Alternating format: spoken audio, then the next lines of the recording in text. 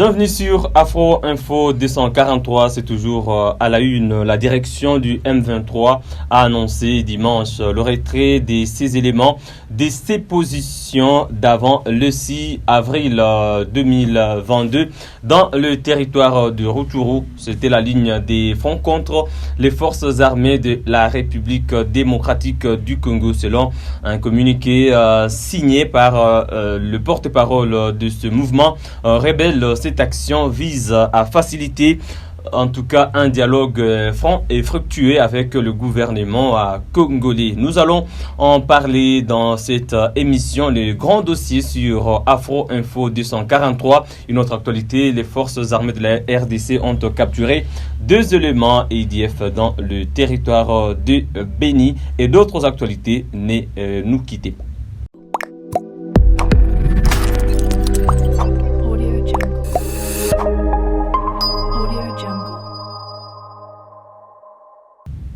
Je reçois sur ce plateau M. Ghislain Baraka, qui est journaliste spécialiste des questions d'épée dans la région des Grands Lacs. Bonjour Ghislain et bienvenue. Bonjour Jospin Angué, merci pour l'invitation. Bonjour à toutes et à tous. Voilà, c'est encore une fois de plus un plaisir de vous recevoir sur ce plateau pour parler de cette actualité. En tout cas, c'est un deuxième cessez-le-feu, s'il faut le dire. Le premier qui était unilatéral bien sûr. Celui-ci, c'est toujours unilatéral parce que le gouvernement congolais et les forces armées de la République démocratique du Congo n'ont pas encore répondu au M23. Mais pendant ces temps, il y a un calme qui revient dans la zone de Djomba, c'est un territoire de Rutshuru, mais quand même il y avait eu des violations, il faut le dire. Plus de 45 000 personnes se sont déplacées vers Rutshuru et vers l'Ouganda. Il y a eu des violations, il y a eu des morts et des déplacés jusqu'à présent qui n'ont pas eu d'assistance humanitaire. C'est quand même une bonne nouvelle parce que les affrontements, il y a toujours des retombées. Oui, je félicite d'abord les forces armées de la République démocratique du Congo qui ne se sont pas prononcées, qui n'ont pas eu le temps de répondre aux rebelles. C'est un sens professionnel. Même si on a vu des vidéos où les rebelles ont propagé des informations sur leurs capturés, soi-disant FARDC, ce qui n'est pas aussi vérifié. On comprend de toutes les façons que les FARDC restent professionnels parce que dans des situations comme celle-là, la République démocratique du Congo se permet de ne pas beaucoup plus divulguer des informations stratégiques pour ne pas permettre aussi à l'ennemi de prendre encore une nouvelle position. Et c'est ce qui est louable de la part des forces armées de la République démocratique du Congo, les FARDC. Mais aussi, la situation reste aussi inquiétante pour les populations qui se sont déplacées et qui ne savent pas comment rentrer dans leur coin en attendant que les FARDC contrôlent à 100% les villages jadis occupés par les rebelles. Depuis le 9 avril, lorsque les M23 ont commencé à reprendre les dessus, bien sûr, dans ces combats, mais après un temps, lorsqu'ils veulent se retirer, c'est une bonne nouvelle. Mais quand même, il y a peut-être une lâcheté de leur part. Oui, il y a des sous-entendus dans ce communiqué du M23 parce que c'est bien précis. Donc, ces éléments se sont retirés des positions conquises lors des derniers affrontements contre les FARDC. Ça veut dire à partir du 6 avril 2022, le M23 revient sur ses anciennes positions, notamment les collines mythiques de Tchanzu et Runyonyi. Ça veut dire qu'une partie du territoire congolais reste sous contrôle des mouvements rebelles. Ça veut dire que les FARDC doivent être vraiment conséquentes. Est-ce que c'est bien d'accepter ce fait, sachant qu'il y a une partie du territoire congolais qui reste encore sous contrôle des rebelles? Pourtant, la mission de l'armée congolaise, c'est de protéger l'intégrité territoriale de la RDC. Est-ce qu'il faut poursuivre les combats jusqu'à déloger l'M23 de ces 2 collines aussi? Parce que c'est bien précisé que nous nous retirons des positions que nous avons conquises avant le 6 avril. Après le 6 avril, bien sûr. Voilà, ok. En fait, ce qui est bon dans cette situation, c'est que les FARDC restent toujours une armée de confiance pour la population de l'Est de la RDC et pour la RDC en général. Mais ce qui est aussi mauvais, c'est le gouvernement congolais qui n'affiche pas la bonne volonté de finir avec les accords mafieux qu'il a signés avec les États voisins. Bon, dont on ne connaît pas le contenu, on ne peut pas le qualifier quand même d'accord mafieux. Parce oui, il y en a aussi des contenus. On ne connaît pas le contenu. Il y en a aussi d'autres d'autres révélations, comme je le disais l'autre fois dans les émissions précédentes, que le gouvernement congolais aurait signé des accords avec les rebelles sur l'intégration de certains combattants dans des hauts grades et aussi dans la gestion de la chose publique en République démocratique du Congo, ce qui aussi n'est pas beau, ce qui n'est pas louable. Et il y a des accords déjà qui ont commencé à circuler dans des réseaux sociaux. Les signatures sont visibles. On sent que le gouvernement congolais a pris une responsabilité, dans quelque sens, dénoyer la partie est de la République démocratique du Congo. C'est pour ça, souvent, on attend des députés qui parlent de la balkanisation, et on sent aussi que la partie est est sacrifiée, bien sûr, mais aussi c'est aux populations de rester toujours vigilantes et à la société civile de se mettre ensemble, d'encourager les forces armées de la République démocratique du Congo pour que la paix revienne pour de bon. Nous allons rester sur l'aspect implicite de cette communication du M23. Quand les M23 parlent d'un dialogue franc et fructueux avec le gouvernement congolais, mais un dialogue qui va porter sur quoi? Le M23 parle des préoccupations pour que le gouvernement prenne en charge ces préoccupations. Quelles sont littéralement ces préoccupations? Concrètement, il s'agit de quelles préoccupations? Le M23 n'est pas aussi clair. Il n'est pas aussi clair que ça dans sa communication. Et là, l'opinion reste quand même confuse. Quelles sont les préoccupations du M23? Est-ce que le M23 est capable d'être très franc et honnête et de dire au peuple congolais, voici nos préoccupations, parce qu'il se réclame un mouvement congolais, donc l'armée révolutionnaire congolaise, c'est ça l'armée du M23, mais est-ce qu'ils peuvent être francs et dire à l'opinion congolaise, voici nos préoccupations, où le gouvernement congolais nous a promis Y préoccupations? Est-ce que jusque-là, ça tourne au rang, on ne sait pas de quoi il s'agit exactement? Oui, ce n'est peut-être pas au M23 de parler des accords qu'il y a entre leur groupe et le gouvernement congolais.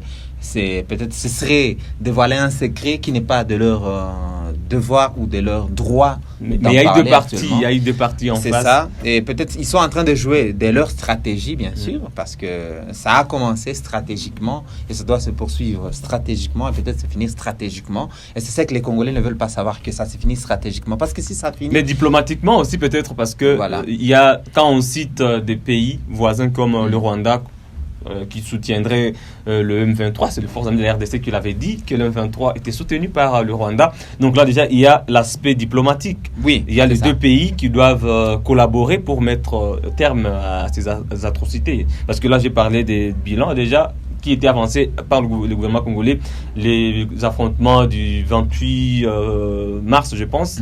Avant ces affrontements qui ont commencé le 6 avril, il y avait 3 éléments des FARDC tués, dont des colonels.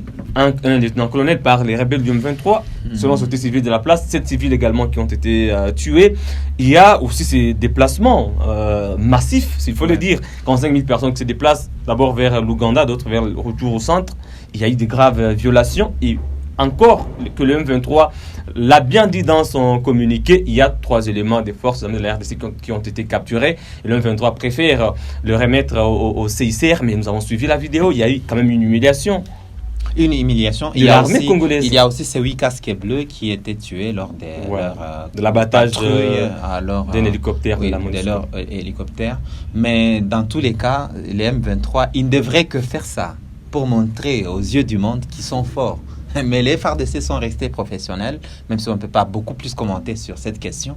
Mais leur fait de montrer des vidéos où ils sont en train de capturer... D'interroger les éléments de l'armée loyaliste. Les éléments de l'armée loyaliste, c'est aussi trop bas de leur niveau, de leur part. Et c'est ce qui est aussi à décourager. Et ils ne doivent que déposer les armes parce que la République démocratique du Congo reste toujours ouverte pour des personnes qui marchent dans la loi et dans l'ordre. Et la loi congolaise sur... Là déjà, il y a eu des violations graves. Évidemment. Est-ce que l'M23 ne doit pas aussi répondre de ces actes, parce que quand on parle d'un dialogue franc et fructueux, donc toutes les questions seront mises sur table. Et ça, il y a eu des violations graves et ils doivent aussi répondre. Ils ne pourraient d'abord commencer par déposer leurs armes, déposer les armes et se rendre comme les ont fait d'autres sous l'état de siège, d'autres rebelles qui se sont rendus à Massissi. Ils sont témoins qu'il y a également. Il y a d'autres rebelles. Il y a d'autres rebelles qui se sont rendus. Le M23 aussi pourrait passer par cette voie pour montrer, d'autant plus qu'ils sont pacifiques comme ils sont en train de le dire. Mais par exemple, montrer que nous avons capturé autant, nous avons tué autant, c'est une autre forme de montrer vraiment qu'ils sont en train de violer les droits de l'homme. Et la communauté internationale et toutes les instances judiciaires devraient s'impliquer pour que justice soit faite en faveur, bien sûr, des Congolais, des FARDC qui ont été disposés ou bien exposés, et des pères des familles, des Congolais qui ont été exposés par des rebelles, soi-disant qu'ils ont été capturés. Moi, je pense que c'est leur stratégie de communiquer et de fragiliser davantage le gouvernement congolais qui avait commencé à coopérer avec eux. Voilà, il faut le dire, c'est l'actualité. Le Premier ministre Jean-Michel Sama Lukonde arrive à Goma aujourd'hui, lundi 11 avril 2022, accompagné d'une forte délégation composée de 8 ministres, dont le ministre de la Défense nationale, le ministre de l'Éducation, le ministre de la Communication, pour une mission officielle, bien sûr. Après Goma, ça sera Bunia, chef de la province de l'Ituri, pour notamment évaluer la situation sécuritaire dans ces deux provinces sous état de siège. Est-ce que la question du M23 doit être aussi au rendez-vous? Bien sûr. Un Premier ministre, lorsqu'il se déploie sur la province la plus insécurisée de la République démocratique du Congo, comme le Nord Kivu, il doit aussi mettre un peu, apporter une force et qu'on sente qu'il y a un Premier ministre qui est là. Et il ne faut pas qu'il vienne comme dans une promenade, comme on le dit très souvent, avec une grande équipe qui ne vient absolument avec aucune idée de pacifier la région. Surtout avec le contexte actuel, nous savons que parmi les questions qui sont un peu chaudes, c'est le M23 et le dossier de Minembwe aussi, parce qu'il est dans l'Est. On suppose que Goma, c'est... Non, il est venu à Goma, après Goma, ça sera Bunia. Donc le Sud Kivu n'est pas concerné par cette visite. Dans cette période, il serait très important qu'on parle de la question de l'Est en général, parce qu'il n'y a pas, comme le disent souvent les militants des mouvements de la société civile, il n'y a pas de la RDC sans l'Est. Et lorsque l'Ituri est sous emprise des groupes rebelles, le Nord Kivu évidemment, et la partie Sud Kivu est très en conflit. Mais il y a cette question d'actualité parce que le M23 s'est adressé au gouvernement congolais. C'est le gouvernement qui doit prendre en charge ses préoccupations et c'est le chef du gouvernement qui arrive quand même. C'est une opportunité. Oui, c'est une occasion peut-être pour Lukonde de parler avec eux. Peut-être parce que, je le disais tout de suite, ce sont des accords entre les groupes rebelles et le gouvernement. Et le gouvernement, peut-être c'est une opportunité pour eux de parler. Mais pourquoi, lorsqu'il vient, on ne trace pas son agenda pour qu'on comprenne qu'est-ce qu'il vient faire exactement? Et il vient parler avec c'est une question sécuritaire, il y a toujours beaucoup de stratégies. Peut-être oui, mais dans un niveau où on est actuellement, les M23 sont en train de mal communiquer et ça fragilise les gens. On aimerait actuellement que aussi le gouvernement se positionne et qu'on sente que quand même il y a une situation qui est sérieuse. Ça a été le cas. Le M23 a beaucoup communiqué que le gouvernement actuellement, bien sûr, c'est pas comme à l'époque de Lambert Mende, qui était porte-parole du gouvernement congolais. On sent qu'aujourd'hui, c'est le M23 qui communique plus à travers des vidéos, à travers des communiqués, mais il y a quand même un petit silence côté gouvernement. De ces stratégies, comme vous l'avez dit. Et aussi, c'est ça qui décourage beaucoup de Congolais. Lorsqu'il s'agit du football, des léopards, tout le monde communique. Le président de la République, lui-même, il parle, il s'est fait passer pour un coach de football. Il est dans les stades, il est dans les vestiaires et on le voit partout. Et actuellement, il faudrait aussi qu'il parle de la situation de l'Est. Comme je l'ai dit, surtout qu'il y a de la matière à décortiquer. Exactement. Quand on voit le communiqué du M23 qui remplit de beaucoup implicite, on parle d'un retrait, mais entre-temps, on occupe encore une autre partie du territoire congolais. On parle d'un dialogue, on parle des préoccupations dont on ne connaît pas les tenants et les aboutissants. Donc, il y a beaucoup de la matière pour le ministre de la Communication et porte-parole du gouvernement congolais. Permettez-moi aussi de revenir sur la promesse de Félix Tshisekedi, le chef de l'État, qui avait promis en 2021 de venir s'installer dans l'Est lorsqu'il venait donner une main de compassion aux populations des Saké après beaucoup d'érosion qui avait apporté beaucoup de vies. Donc, le président de la République doit toujours réaliser ses promesses parce qu'il a promis aux gens de l'Est qu'il viendrait s'installer pour participer à la souffrance et apporter des pistes de solutions. Il doit le réaliser. Il a instauré l'état des sièges et il y a des opérations en cours. Espérons que c'est toujours lui le chef suprême, le commandant suprême de l'armée. Voilà, c'est une autre actualité. Je l'ai dit, nous allons terminer par là. Les forces de la RDC ont capturé 2 éléments EDF dans la région de Beni. Il y a eu aussi lancement des patrouilles d'un bataillon canine, c'est-à-dire constitué des chiens qui ont la capacité de détecter des engins explosifs. En tout cas, c'était annoncé et nous estimons que ça va quand même améliorer la situation sécuritaire dans la région. C'est une haute technologie lorsque les chiens peuvent être en mesure de retrouver des engins explosifs.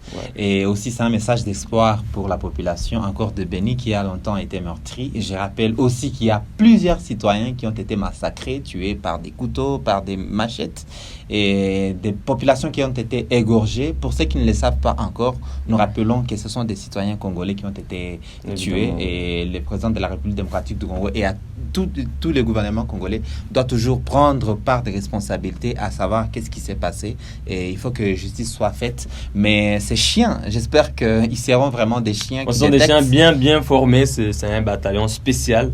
C'est pour la première fois dans l'histoire de la RDC, je pense. Disons, donc, on espère que ça va apporter une bonne expérience. On a eu des expériences dans ce pays avec des Sokola 1, avec les tas de sièges, avec des chiens qui viennent aussi. On espère. Il y a aussi les opérations conjointes FARDC ou PDF qui restent en cours dans la région de Béni.